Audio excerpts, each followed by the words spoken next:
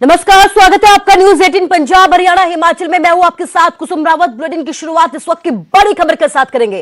3 जिलों में internet SMS service पर रोक लगातार बरकरार रहेगी। सोनीपत, झज्जर और पलवल में इंटरनेट सर्विस बंद रहेगी। इसके साथ ही आज शाम 5 बजे तक इंटरनेट एसएमएस सेवा पर रोक लगी रहेगी। अफवाहों को फैलाने से रोकने के लिए सरकार की तरफ से यह बेहद जरूरी कदम उठाया गया है। बैंकिंग और मोबाइल रिचार्ज के लिए एसएमएस की सर्विस चलती रहेगी। गृह सचिव राजीव अरोड़ा ने इसके आदेश जारी कर दिया है। लेकिन बड़ी बात यह है कि 3 जिले जिसमें सोनीपत, पलवल और झज्जर है, इसमें इंटरनेट सेवाएं बंद रहेंगी। हालांकि एसएमएस सर्विस जो है वो लगातार चलती रहेगी। बैंकिंग और मोबाइल रिचार्ज के लिए एसएमएस की सर्विस लगातार चलाई जाएगी। राजीव अरोड़ा ने इसके आदेश जारी किए हैं। आदेश जारी करने की अहम वजह यह है कि लाल किले की घटना के बाद जिस तरीके से अफवाहों का बाजार गर्म हो गया, इन्हीं अफवाहों को रोकने के लिए सरकार की तरफ से यह बेहद जरूरी कदम उठाया गया है। खासतौर पर सोनीपत, पलवल और झज्जर में इंटरनेट सेवा पर फिलहाल के लिए रोक लगाई गई है। आज शाम 5 बजे तक इंटरनेट सेवा रोकी गई है।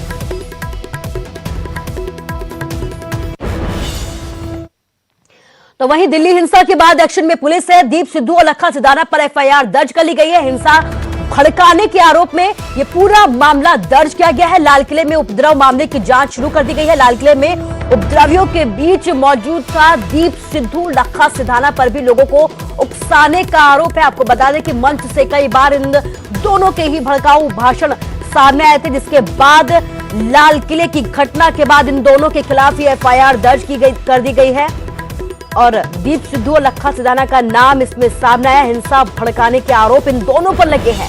उपद्रव मामले में पुलिस ने जांच शुरू की, जिसके बाद दोनों के खिलाफ एफआईआर दर्ज की गई है। आपको बता दें कि लाल किले में उपद्रवियों के बीच ही दीप सिद्धू मौजूद था, जिसके बाद उसने फेसबुक पर लाइव आके ये कबूल किया था कि वो वहां पर मौजूद था और क्यों उसने ये सब करवाया और किया है। तो एक्शन में अब पुलिस आ गई है, कार्रवाई शुरू कर दी गई है। दीप सिद्धू और लखा सिधाना पर एफआईआर दर्ज की गई है। हिंसा भड़काने के आरोप है इन दोनों पर। लखा सिधाना पर भी लोगों को उकसाने के आरोप लगे हैं, जिसके बाद अब पुलिस एक्शन में है।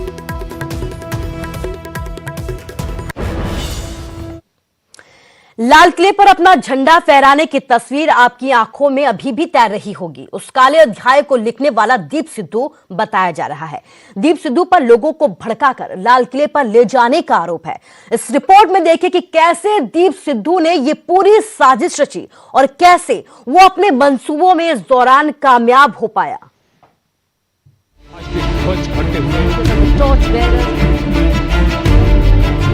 26 जनवरी को जब देश के करोड़ों लोग गणतंत्र दिवस का महापर्व मना रहे थे, उस वक्त दिल्ली के लाल किले की प्राचीर की ये तस्वीरें सामने आते ही हर हिंदुस्तानी का सिर शर्म से झुक गया। राजधानी की सड़कों पर हुए संग्राम ने शर्मसार कर दिया। अन्नदाता के आंदोलन की आड़ में जो उपद्रव हुआ, उसने बेचैनी और मायूसी बढ़ा दी। पर आप लाल किले की इन तस्वीरों में जो ये चेहरा देख रहे हैं, इसे गणतंत्र दिवस पर किसानों की ट्रैक्टर परेड के नाम पर की गई गुंडागर्दी का सूत्रधार बताया जा रहा है। जी हाँ, ये है दीप सिद्धू। अभिनेता दीप सिद्धू, जो पिछले काफी वक्त से किसानों के समर्थन में सक्रिय था और सिंधु बॉर्डर पर भी किसानों के साथ बैठा था। लेकिन अपने तेवरों के कारण किसान नेता इसे पास नहीं फटकने देते थे और साफ तौर पर किसान संगठनों ने दीप सिद्धू को अपने मंच पर बोलने से मना कर दिया था। लेकिन दीप सिद्धू ना पीछे हटा और ना तेवर बदले। दीप सिद्धू पर खालिस्तान समर्थित होने के आरोप लगे, आंदोलन को हाईजैक करने की कोशिशों के आरोप लगे। जो नए कृषि कानून बने हैं उसको दर्ज करवाने के लिए हमने वहां निशान साहब भी लगाया, हमने किसान झंडा भी हमारा लगाया, किसान मजदूर एकता का नारा भी बुलंद किया। सो इस देश की एकता और अखंडता के ऊपर किसी ने सवाल नहीं उठाए हैं। किसी ने वहां से फिरकू और भड़काने वाली बातें नहीं की हैं। जो दीप सिद्धू है वो कोई सिख थोड़ा है, वो एक उत्पादी है, बीजेपी का वर्कर है, प्रधानमंत्री के साथ में फोटो है, सन्नी देओल का प्रतिनिधित्व करता है। एक कौम को बदनाम करने की साजिश जो रची जा रही है, ये आंदोलन किसानों का है। ये दीप सिद्धू हैं जो कि अपने अलगाववादी खालिस्तानी रुझान के लिए जाने जाते हैं। जो किया है हम उसकी कड़े शब्दों में निंदा करते हैं और हमें लगता है वो सरकार का दलाल है।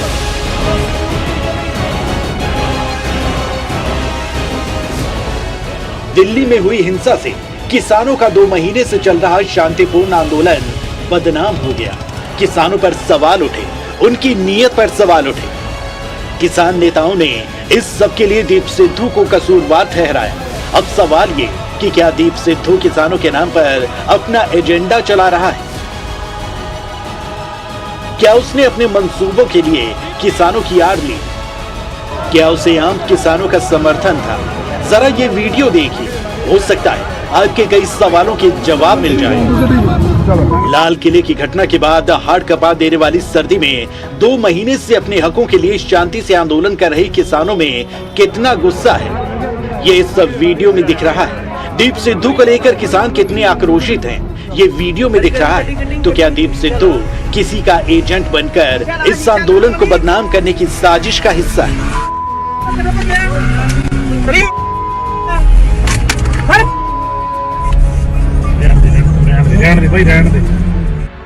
ये सब तो जांच के बाद साफ हो पाएगा, लेकिन ये चेहरा अब हर तरफ दिखाई दे रहा है। तरह तरह के आरोप लगाए जा रहे हैं और अगर किसानों का आंदोलन अंजाम तक नहीं पहुंचा तो ये चेहरा ही इसके लिए कसूरवार ठहराया जाएगा, क्योंकि ना तो किसान और ना सरकार ना देश की करोड़ों जनता आंदोलन के नाम पर ऐसा चाहते थे।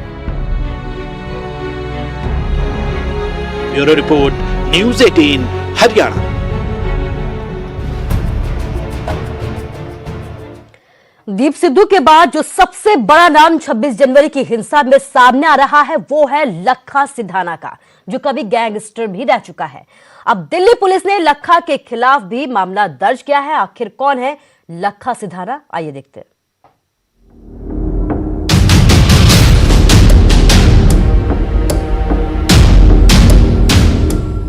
गणतंत्र दिवस पर हुई हिंसा के बाद 2 नामों की सबसे ज्यादा चर्चाएं हैं, जिन्हें 26 जनवरी की हिंसा, तोड़फोड़, आंदोलन को नुकसान पहुंचाने के लिए विलन के तौर पर देखा जा रहा है। वो 2 नाम है दीप सिद्धू और लखा सिधाना। दीप सिद्धू इस हिंसा में जितनी बड़ी भूमिका के साथ सामने आए हैं, उसके अलावा लखा सिधाना पर भी कई आरोप लगाए जा रहे हैं। लखा सिधाना को भी सूत्रधार माना जा रहा है। आरोप है कि लखा सिधाना ने भीड़ को भड़काया और फिर ये आंदोलन हिंसक हो गया। खैर, पूरे मामले की जांच हो रही है, पर उससे पहले आपको लखा सिधाना के पिछले जीवन से रूबरू करवाते हैं और ये बताते कि आखिर 26 जनवरी के दिन दिल्ली में जो हिंसा हुई उसमें लखा सिधाना का नाम क्यों सामने आ रहा है। उससे पहले आपको बताते हैं कि लखा सिधाना है कौन। पंजाब के बठिंडा का रहने वाला लखा सिधाना अपराध की दुनिया में एक बड़ा नाम है।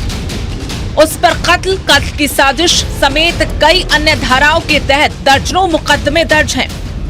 कई मामलों में तो लखा जेल तक जा चुका है, लेकिन कई मामलों में सबूतों के अभाव में फिर बाहर आ गया। इसका असली नाम लखबीर सिंह सिधाना है और कभी वो कबड्डी का अच्छा खिलाड़ी होता था, पर अपराध की दुनिया में पैर रखने के बाद उसने अपना नाम और शौक दोनों ही बदल लिए। अपराध की दुनिया में लंबे सफर के बाद लखा सिधाना ने सियासत में पैर रखा, फिर समाज सेवा के जरिए अपनी सरगर्मियां बढ़ा दी। लखा सिधाना समाज सेवा के कामों के दौरान भी नौजवानों को सरकार और सिस्टम के खिलाफ भड़काने के आरोपों का सामना कर चुका है। फिर वो चाहे पंजाबी भाषा का मुद्दा हो या फिर पराली का, दोनों मुद्दों के आधार पर लखा पंजाब के नौजवानों को बड़े स्तर पर अपने साथ जोड़ चुका है।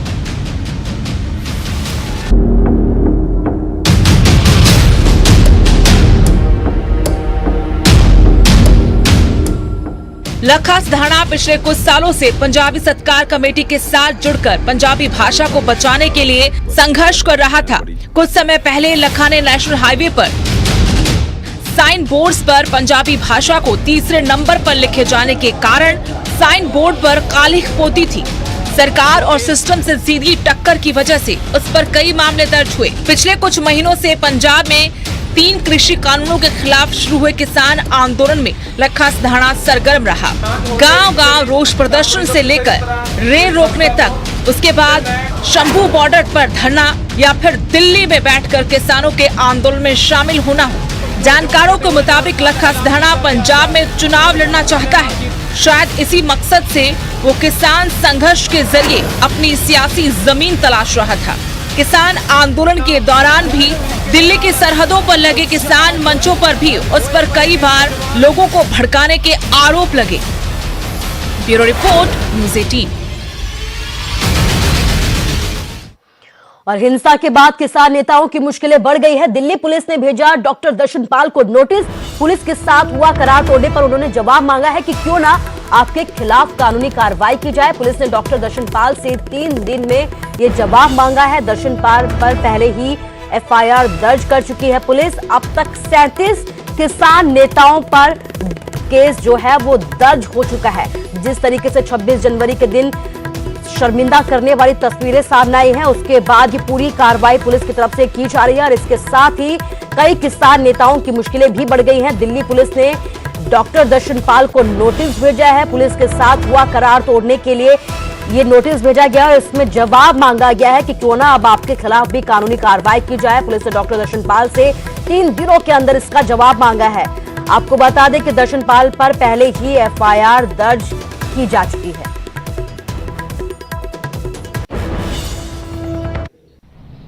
ये हमारा जो अग्रीमेंट हुआ है, इसमें किसानों के साथ हुआ है। किसान लीडर्स जिन्होंने हमारी एग्रीमेंट को न मान करके विश्वासघात किया है, और जो भी कानूनी कार्रवाई बनता है उनके खिलाफ किया जाएगा। किसान रैली में हिंसा के बाद पुलिस एक्शन में है। गुनहगारों के खिलाफ कार्रवाई की जा रही है। किसान नेताओं समेत कई लोगों पर एफआईआर दर्ज कर दी गई है। तो वहीं हिंसा के बाद कई किसान संगठन इस आंदोलन से अब अलग हो गए हैं। लेकिन इन सभी के बीच असली साजिशकर्ता को ढूंढने और इस मामले की जांच की मांग अभी भी की जा रही है। देखिए रिपोर्ट। वीएम सिंह राष्ट्रीय किसान मजदूर संगठन इस आंदोलन को यहीं पर ही अलविदा कहते हुए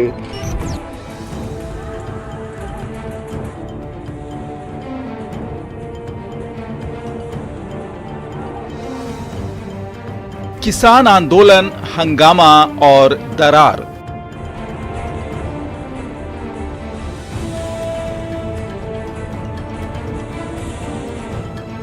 किसान रैली में हिंसा, गुनहगार कौन?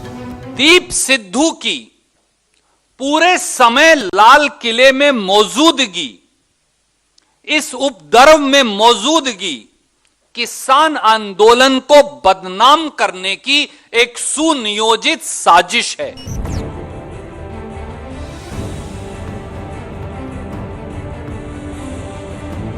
दिल्ली की चौखट पर 2 महीने से डटे किसान जब गणतंत्र दिवस के मौके पर दिल्ली आए तो चारों तरफ कोहराम मच गया। किसान संगठनों में दरार आई और आंदोलन करने वाले हंगामा का ठीकरा एक दूसरे पर फोड़ते नजर आए। ये आंदोलन चलेगा, पर इस स्वरूप में नहीं चलेगा। मेरे साथ हम ना शहीद कराने आए हैं, ना पिटवाने आए हैं लोगों को। यहां पर मैंने पहले भी कहा, उन लोगों के साथ आज हम बैठ के आगे आंदोलन नहीं चला सकते। मैं आज घोषणा करता हूं कि अपने भारतीय किसान भानु के जो संगठन का यहां धरना चल रहा था लगभग 58 दिनों से, उसको खत्म करता हूं, समाप्त करता हूं। दरअसल किसान संगठनों की रैली में पुलिस की शर्तों को तोड़ा गया, लोकतंत्र के प्रतीक लाल किले पर हमला किया गया और निशाने पर रहे दिल्ली पुलिस के वो जवान जो उनकी ही सुरक्षा के लिए लगाए गए थे। किसानों का गुंडा ही बोलूंगा, किसान तो मैं बोलूंगा नहीं, क्योंकि वो लोग नशे की हालत में, उन्हें ये नहीं पता कि वो किसको क्या मार रहे हैं, कहाँ से मार रहे हैं। पुलिस को बेरहमी से मारना उन लोगों ने स्टार्ट किया और जो लाल किला के जो चारों तरफ जो खाई बनी हुई है, उसके वहाँ अंदर खाई तक में उन लोगों ने उनको गिराया मार मार के। हालांकि इतने के बाद भी सरकार ने किसान संगठनों के साथ बातचीत के दरवाजे बंद न होने के संकेत दिए हैं। आपने कभी सुना कि बातचीत के दरवाजे बंद हो गए? नहीं सुना। नहीं, समझने की क्यों जरूरत है? जब भी होगा बात करेंगे, बताएंगे आपको। वहीं संयुक्त किसान मोर्चा ने बयान जारी कर दिल्ली हिंसा की निंदा की है और किसानों से अपील की है कि वे धरना स्थल पर रहें और शांतिपूर्ण संघर्ष जारी रखें। मंगलवार की घटना के बाद आंदोलन को बड़ा झटका लगा है, लेकिन इस पूरे मामले की जांच कराने और असली जिम्मेदार को सामने लाने की मांग भी उठ रही है। ये पहला मौका है जब कोई सरकार लाल किले जैसी राष्ट्रीय धरोहर की रक्षा करने में भी पूरी तरह नाकाम रही है। किसानों के नाम पर साजिश के तहत चंद उपद्रवियों को लाल किले में घुसने दिया गया। तो ये वीडियो वर्सेस वीडियो ना बनाया जाए, कोर्ट मॉनिटर्ड प्रोब करिए और हां, उस महापुरुष को तो जरूर पकड़िए जिनकी तस्वीरें बड़े ओहदेदार लोगों के साथ हैं। दरअसल गणतंत्र दिवस की हिंसा में दीप सिंह सिद्धू नाम के एक किसान नेता की भूमिका सामने आई है, जिसका संबंध बीजेपी से बताकर विपक्ष केंद्र सरकार पर हमलावर है। वहीं किसान संगठन भी इस हिंसा को सोची समझी साजिश बता रहे हैं। दुखद घटना है जो पूरा देश का करोड़ों किसान अपना अस्तित्व के संकट में अपना जीने का लड़ाई लड़ रहा था, इसको बदनाम करने का कोशिश लगातार चल रहा था और हमारा डर था कोई साजिश कामयाब ना हो जाए, मगर आखिर में ये साजिश कामयाब हो गया। आपने लाल किले को प्रोटेक्ट क्यों नहीं किया? हर कहीं तो आप छावनी बना देते हो, वहां छावनी क्यों नहीं बना दी लाल किले के आसपास कि झंडे के आसपास कोई जाएगा नहीं? बहरहाल 2 महीने से शांतिपूर्ण तरीके से चल रहे किसान आंदोलन के लिए मंगलवार की घटना मुश्किल के संकेत दे रही है। कई संगठन इस आंदोलन से अलग हो रहे हैं। वहीं और अब बात वैक्सीनेशन की। कोविड-19